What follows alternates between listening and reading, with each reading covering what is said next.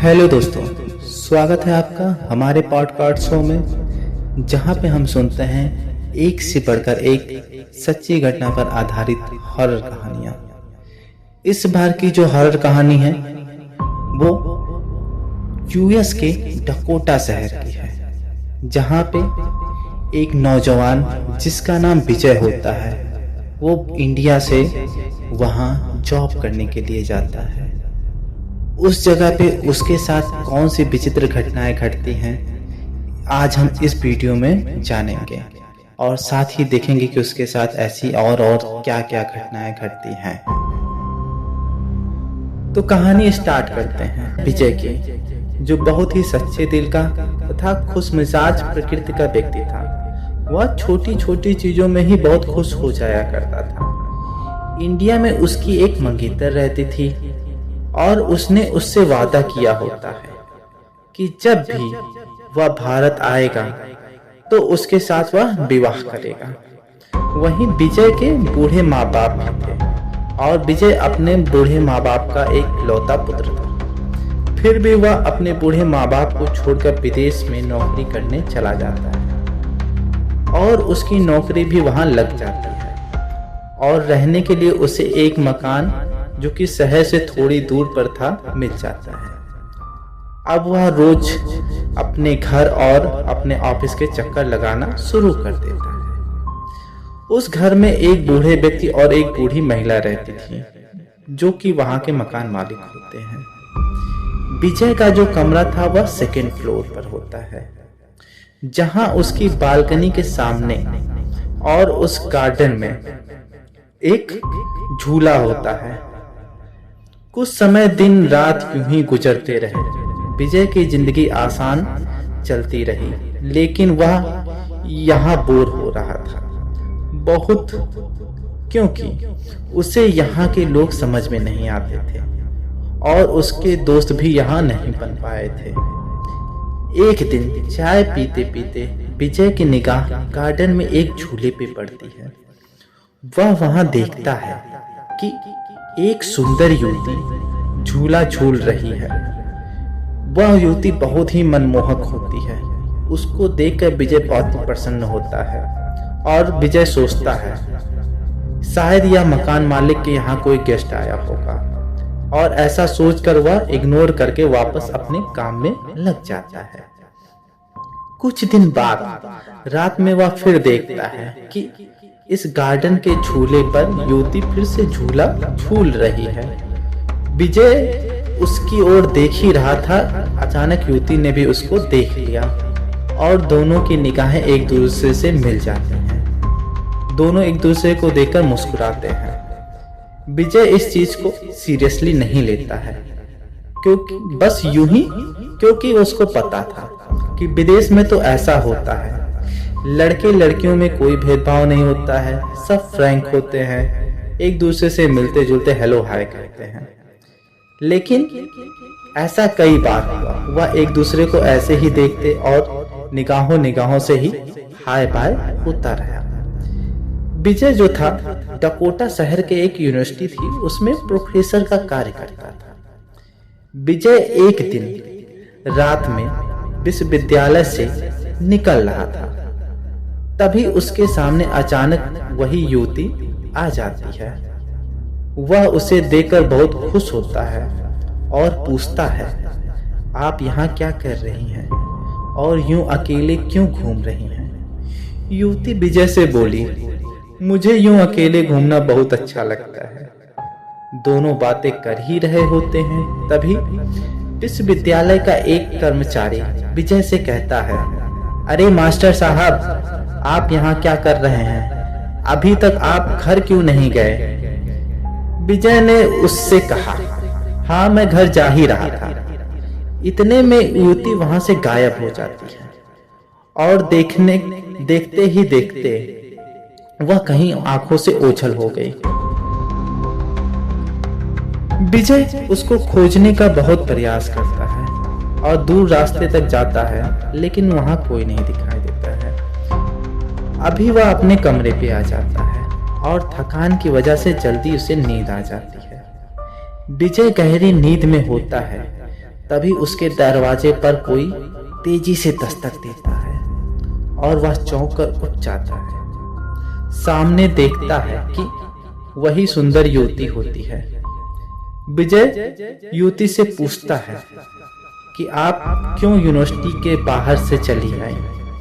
युवती उसका जवाब देती है, मुझे अच्छा नहीं लगता कि कोई हम दोनों के बारे में उल्टी सीधी बातें करे, इसलिए मैं वहां से चली गई। विजय उस युवती से पूछता है, अब आप जब मिलती हैं तो क्यों रात में ही मिलती हैं। तो युवती ने उत्तर दिया, मुझे दिन में बहुत काम होता है और रात में मुझे फुर्सत मिल जाती है। विजय सिर हिलाते हुए हामी भरता है। अब युवती विजय को गुड नाइट बोलकर वहां से चली जाती है और विजय भी उसका उत्तर देकर दरवाजा बंद कर देता है। विजय उस युवती की सुंदरता पर मुग्ध हो जाता है और मन ही मन उससे प्यार करने लगता है, लेकिन उसे अभी तो यह भी नहीं पता था कि उस युवती का नाम क्या है। अगली शाम जब विजय उस युवती से मिलता है तो उससे पूछता है कि इतने दिन हम लोग तो मिलते रहते हैं, लेकिन मैं अभी तक आपका नाम नहीं जानता हूँ। युवती ने हंसकर बोला, मेरा नाम डोना है और मैं आपके ओनर की बेटी। तो विजय पूछता है कि आप इतने दिन कहाँ थी। डोना ने कहा, मैं बाहर पढ़ रही थी, अब मेरी पढ़ाई कंप्लीट हो गई है तो मैं अपने माता पिता के पास रहने चली आई। विजय ने डोना से फिर प्रश्न पूछा कि आप अपने माता पिता के साथ क्यों नहीं दिखती हैं। युवती ने कहा, मुझे पसंद नहीं, मैं अकेले रहना ही चाहती हूँ। विजय ने और पूछा, तभी युवती ने उसे तेजी से डांटा और कहा, क्या हम कोई और दूसरी बात नहीं कर सकते हैं।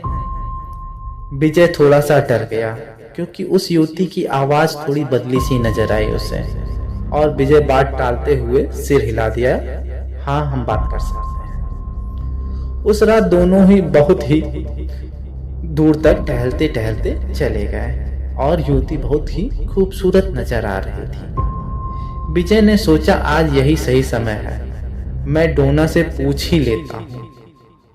और जैसे ही उसने उस युवती यानी डोना का हाथ अपने हाथों में पकड़ा तो उसने तुरंत ही उसका हाथ छोड़ दिया, क्योंकि डोना का हाथ बर्फ से भी ज्यादा ठंडा था। विजय ने पूछा, आप दस्ताने क्यों नहीं पहनती हैं, आपके हाथ इतने अधिक ठंडे हैं। डोना ने कहा, मैं दस्ताने लाना भूल गई। विजय ने डोना की आंखों में आंखें डालकर उससे पूछा, क्या आप मुझसे शादी करेंगे। अब डोना का क्रोध सातवें आसमान पर था। उसकी आंखें लाल हो चुकी थी और उसकी आवाज बदल चुकी थी और एक भयानक आवाज में उसने कहा कि तुम भी उन्हीं मर्दों की तरह हो जो लड़की मिलते ही अपनी हवस मिटाने की बात सोच लेते थे। इतना कहकर डोना झाड़ियों के बीच से निकलती हुई गायब हो जाती है। विजय कुछ समझ नहीं पाया। वह सोच रहा था कि मैंने ऐसा क्या बुरा कह दिया कि वो इतनी क्रोध में आ गई। फिर कुछ नहीं, कुछ देर विजय वहीं बैठा रहा। उसके बाद वो उसने सोचा कि अब चलते हैं, डोना वापस नहीं आने वाली है। इधर विजय अपने इस रवैये के प्रति थोड़ा गिल्टी भी फील करने लगा था, क्योंकि इंडिया में उसकी मंगेतर भी थी और आते वक्त उसने उससे वादा भी किया था कि वह उसके साथ शादी रचाएगा, और वह अब यहाँ दूसरी महिला के चक्कर में फंस गया है। अब वो उसे अपनी गलती का एहसास होता है तो वह उसे सुधारने का प्रयास करता है और मन ही मन ठान लेता है अब वह इंडिया वापस लौट जाएगा। डोना के जाने के बाद वह पार्क से निकलकर अपने कमरे में चला आता है और कमरे का दरवाजा बंद कर देता है। तभी वह किचन में देखता है कि डोना अलमारी के एक टिकाने लिए हुए खड़ी होती है और गुस्से में लाल आंखें हुए किए रहती है। विजय अचानक से चौंक जाता है और सोचता है कि उसने तो दरवाजा बंद कर दिया था, फिर यह अंदर कैसे आ गई। लेकिन फिर उसने अपने आप को दिलासा दिया और सोचा यह तो मकान मालिक की बेटी है, हो सकता है इसके पास कमरे की दूसरी चाबी हो। विजय डोना से कुछ कहता, तभी डोना लपक कर एक धारदार चाकू उठाती है और उसकी ओर तेजी से बढ़ती है। विजय भी फुर्ती दिखाते हुए बच जाता है। डोना पीछे से उसके ऊपर 3-4 चाकुओं से वार करती है, जिससे उसका हाथ कट जाता है और कंधे पर एक बड़ा जख्म हो जाता है। तभी विजय डोना को रोकते हुए कहता है, डोना प्लीज रुक जाओ, मैं तुम्हें समझा दूंगा सब कुछ। डोना कहती है, मुझे कुछ नहीं समझना, आज मैं तुम्हें छोड़ूंगी नहीं, तुम सारे मर्द एक जैसे ही होते हो। तब विजय उसे समझाता है और कहता है कि नहीं, मुझसे गलती हो गई, मैं इस गलती को सुधारना चाहता हूँ। मैं अपने मंगेतर जो कि इंडिया में है उससे शादी करने के लिए कल ही रवाना हो जाऊंगा। यह मुझसे मेरी पहली भूल थी तुम्हारे लिए। इतना सुनने के बाद डोना का क्रोध शांत होता है और वह कहती है कि इसी में तुम्हारी भलाई है, और वह तेजी से कमरे के दरवाजे की ओर बढ़कर निकल जाती है और दरवाजे को बहुत तेजी से बंद करती है। अब विजय चैन की सांस लेता है और अपने घावों की मरहम पट्टी करवाने के लिए वह अस्पताल चला जाता है। रात भर वह वहीं एडमिट रहता है। सुबह वह अपने मकान मालिक के घर पहुंचता है। मकान मालिक ने दरवाजा खोला तो विजय को उसने देखा, जिसके हाथ पे पट्टी बंधी हुई थी। मकान मालिक ने उसे अंदर आने को कहा और सोफे पे बैठाया और पूछा, यह कैसे हो गया। विजय ने क्रोध में कहा, वही तो बताने आया हूँ, आपको अपनी बेटी का इलाज करवाना चाहिए, उसे मानसिक डॉक्टर की जरूरत है। बूढ़े मकान मालिक ने एक रहस्यमय मुस्कान अपने चेहरे पे लाते हुए विजय से बोला, जिसकी तुम बात कर रहे हो वह 10 साल पहले ही मर चुकी है। इतना सुनते ही विजय के चेहरे की हवाइयां उड़ जाती हैं और पूछता है, क्या? बूढ़ा व्यक्ति बोलता है, हाँ यही सत्य है। बूढ़ा व्यक्ति तब उसे बताता है कि एक एशियाई लड़का आता है हमारे यहाँ किराएदार के तौर पर। वह कुछ दिन रहता है और डोना और उन दोनों में प्यार हो जाता है। उन दोनों की शादी भी कुछ समय में हो जाती है। लेकिन शादी के कुछ समय बाद तो सब कुछ अच्छा चल रहा था, लेकिन कुछ ही दिन बाद उन दोनों में नोक झोंक चालू हो जाता है। नोक झोंक इतनी बढ़ गई कि वो एक दूसरे को अब देखना पसंद नहीं करते हैं। एक रात की बात है जब दोनों में नोक झोंक इतनी बढ़ गई कि उस एशियाई लड़के ने डोना को एक छुरी से उसका गला रेत दिया और डोना की वहीं मृत्यु हो जाती है। तुम जिंदा हो यह तुम्हारी खुशकिस्मती है।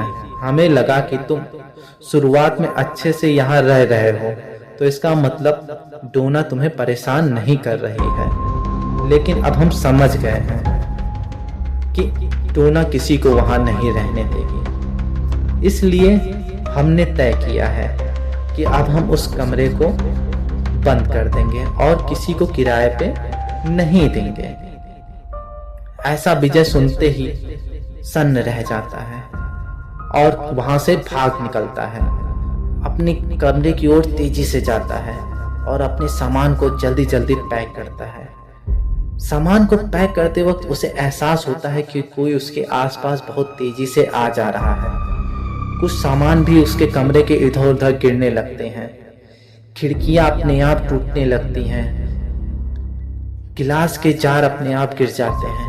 विजय बहुत सहमा हुआ था और वो अपने को हिम्मत देता हुआ अपने सामान को पैक करता है और तेजी से कमरे से बाहर निकल जाता है। जब वह सीढ़ी से उतर रहा होता है तो उसे एहसास होता है कि शायद उसे कोई पीछे से देख रहा है और उसे इस बात का पूर्ण विश्वास था कि वह डोना ही है। जब वह पीछे देखता है तो डोना उसको मुस्कुराकर बाय का इशारा कर रही होती है। विजय को उससे सच में प्यार हो जाता है और वह चाह नहीं रहा था कि वहां से जाए, लेकिन वह मजबूर था क्योंकि आत्मा से कोई ब्याह नहीं कर सकता है। विजय भी उसको एक मुस्कान देकर बाय का इशारा करते हुए वहां से निकल जाता है और पहली फ्लाइट पकड़कर इंडिया पहुंच जाता है।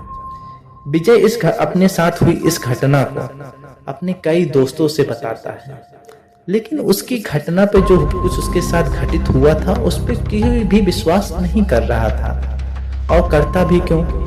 क्योंकि यह बात ऐसी है कि जो भी घटना ऐसी घटना होती है कि जिसके साथ जब ये घटना घटित होती है तो ही व्यक्ति समझ पाता है कि हमारे आसपास ऐसी शक्तियां हैं, नहीं तो कोई इस पर विश्वास नहीं करता है। तो ये कहानी थी विजय की और उसके साथ हुई अद्भुत घटना की। आपको कहानी कैसी लगी? अगर कहानी अच्छी लगी हो तो कमेंट बॉक्स में अपने विचार बताएं और लाइक करना ना भूलें। चैनल को सब्सक्राइब जरूर करें। फिलहाल मिलते हैं किसी नए वीडियो में किसी डरावनी कहानी के साथ। तब तक के लिए बाय बाय।